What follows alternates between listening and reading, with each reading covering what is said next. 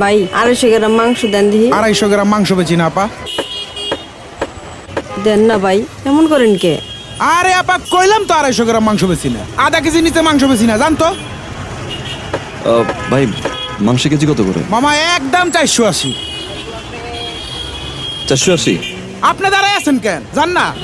আচ্ছা আমার একটা কাজ করবেন ভাই, এনার একটু কর না, আমার 250 গ্রাম মাংস দিতে।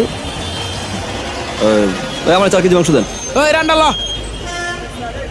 ভাই কর না। এই আপা জান, জান তো। ওই বেটা এই খেদাবি কইতে যত সব।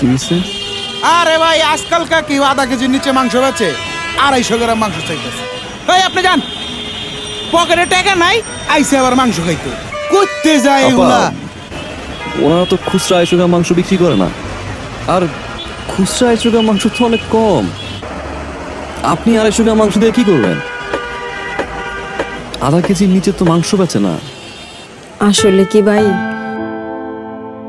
বাবা, আজকে পরীক্ষা কিন্তু ভালো দিতে হইব, অঙ্কে 100-তে 100 পাইতে হইব, ঠিক আছে? আচ্ছা মা। যাও।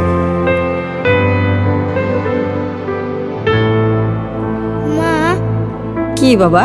আজকে যদি আমি পরীক্ষায় ভালো করি তোমাকে গরু মাংস দিয়ে ভাত খাওয়াবা?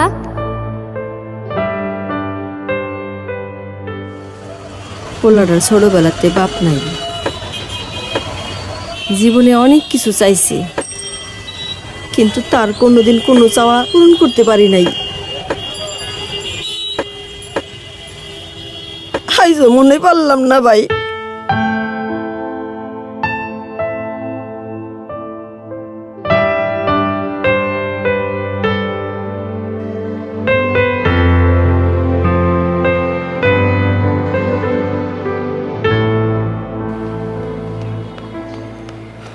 আপা, আপা আপনি?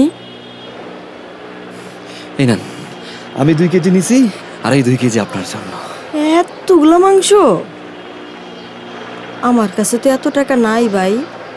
নেন ভাই, আপনারটা আপনি লইয়া যান। ভাই বলছেন না,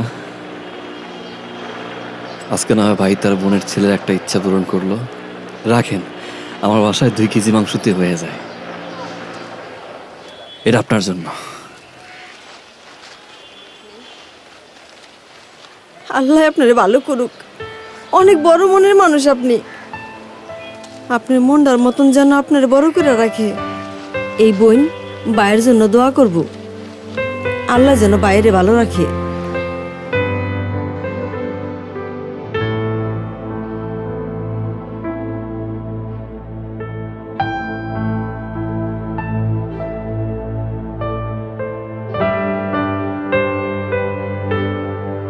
আপনার খাবারের অপ্রয়োজনীয় কিংবা অপচয়ের অংশটুকু হতে পারে কোনো এক সুবিধা বঞ্চিত মানুষের জীবনের খুশির কারণ।